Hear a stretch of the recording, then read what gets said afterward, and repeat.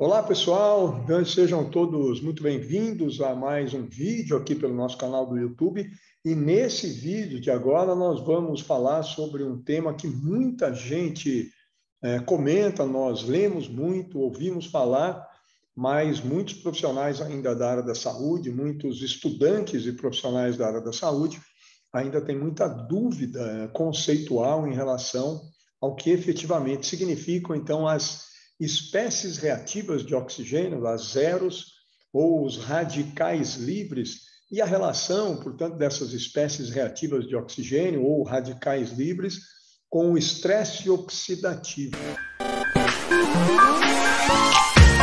Bem, então, pessoal, vamos lá, vamos entender agora o que significam essas espécies reativas de oxigênio, o que é isso exatamente, qual a diferença delas, né, para os radicais livres, que também é um termo normalmente utilizado aí de forma como sinônimo, né, de espécies reativas de oxigênio, não é exatamente a mesma coisa.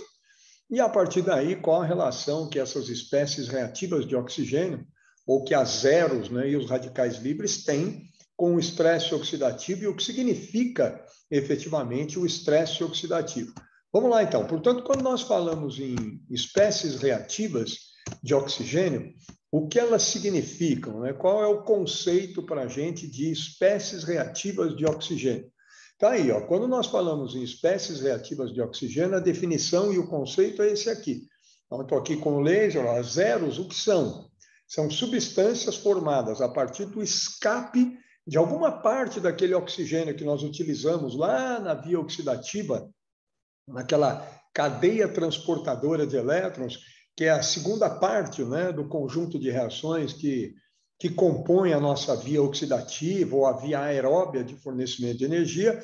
Lembra, lá no final da cadeia transportadora de elétrons, os elétrons que estão sendo transportados lá por aquela cadeia de citocromos, o oxigênio fica ali no final daquela cadeia para reagir com o hidrogênio e formar água e fazer, portanto, o tamponamento, né, o tamponamento desses íons hidrogênios e evitar, obviamente, que ocorra um estado de acidose.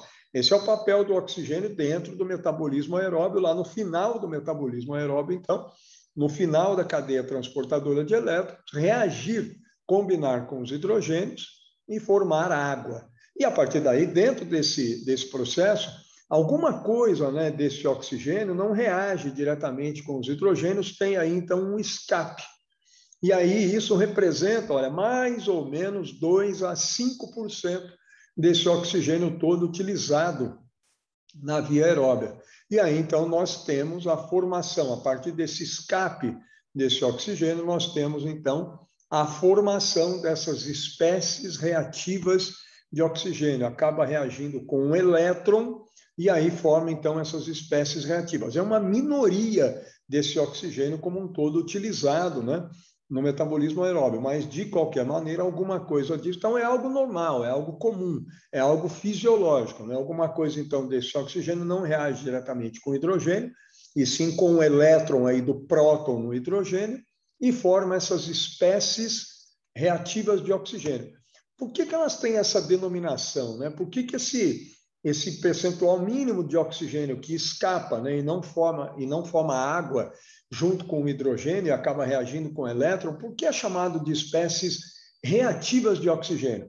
Porque essas substâncias formadas, né, esses produtos formados, nós já vamos ver, essas substâncias formadas a partir desse escape do oxigênio lá na cadeia transportadora de elétrons, essas substâncias, portanto, essas espécies reativas, elas reagem com alguns componentes celulares e promovem, portanto, a oxidação desses componentes celulares. Quais componentes celulares? Os lipídios, por exemplo, de membranas, as proteínas celulares, os ácidos nucleicos, né, a estrutura do DNA e alguns componentes da matriz celular.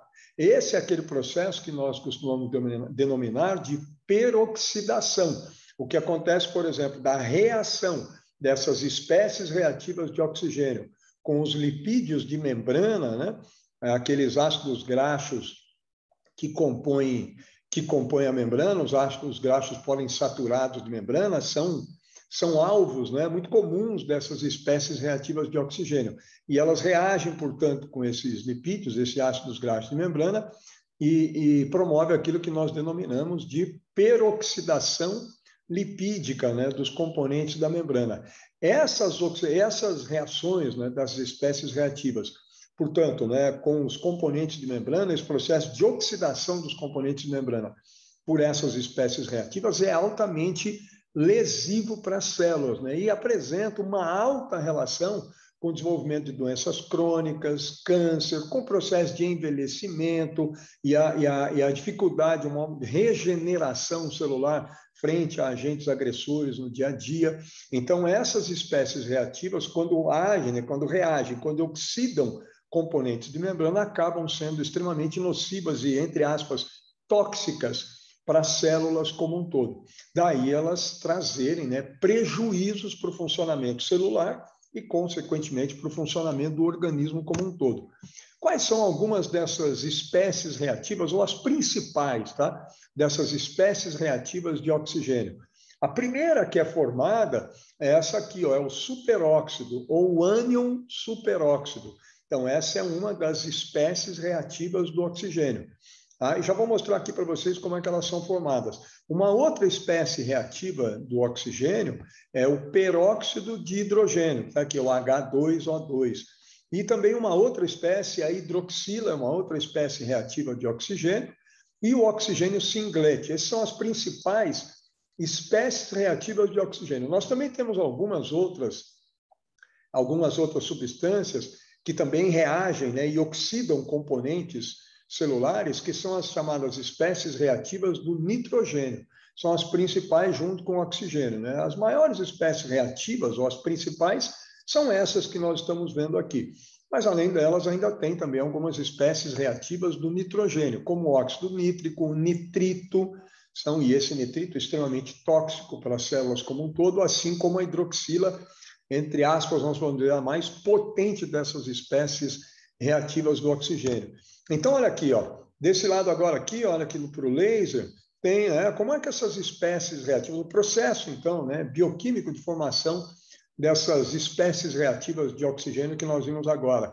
A primeira delas que é formada é quando nós temos o oxigênio, olha lá, quando tem uma formação normal, né, o oxigênio reage com elétron e com hidrogênio, forma água mais energia, que é a formação do ATP. Agora, lembra, alguma coisa, 2 a 5% desse oxigênio pode ter um escape e reagir com o elétron lá do próton, e aí forma, nessa combinação do oxigênio com o elétron do próton, forma, então, o superóxido, ou o ânion superóxido, que é esse aqui. Esse pontinho que tem aqui em cima, que eu coloquei aqui, olha só onde está o laser, isso mostra que essa espécie reativa do oxigênio é um radical livre. O que é um radical livre? É uma substância que tem um elétron desemparelhado. Isso forma o que a gente denomina de um radical livre. Então, esse é um composto, né, que tem um elétron desemparelhado. Tá? Isso é o que configura um radical livre. Qual a diferença de um radical livre para a espécie reativa de oxigênio? Aqui, olha agora uma segunda espécie reativa de oxigênio, que é o peróxido de hidrogênio. Ele pode ser formado a partir do quê? 2 ânions superóxidos, ou 2 superóxidos, reagem com 2 hidrogênios. Essa aqui é uma reação catalisada por uma enzima que é chamada de superóxido de desmutase, que é essa sódio aqui, e forma o peróxido de hidrogênio, que é também uma espécie reativa de oxigênio menos potente, né, e que causa menos dano para os componentes celulares do que o ânion superóxido ou simplesmente o superóxido aqui. Esse H2O2, o peróxido de hidrogênio, também é uma espécie reativa de oxigênio. Só que, veja, ele não tem esse pontinho aqui em cima, ó, da estrutura dele, né, da formulação dele. O que significa isso aqui? Esse não é um radical livre. Ele não é um composto que tem um elétron desemparelhado na sua estrutura molecular. Tá? Portanto, esse aqui é uma espécie reativa de oxigênio, mas não é um radical livre. Essa é a diferença. O radical livre é um composto que tem elétron desemparelhado. E aqui está a formação dos demais, né? Da hidroxila e também do oxigênio singlet. E aqui é a formação da hidroxila, essa quarta reação. Eu tenho a reação, né, o ferro ou o cobre, que são dois minerais que podem também ter a ação oxidante, né? O ferro ou o cobre podem, quando em excesso, podem reagir com o peróxido de hidrogênio e formar a hidroxila, que está aqui, ó, OH com um pontinho em cima. Então, eu fico aqui também com esse composto, uma hidroxila, com um elétron desemparelhado. Essa aqui é uma outra espécie reativa de oxigênio, que é também um radical livre, tá ok?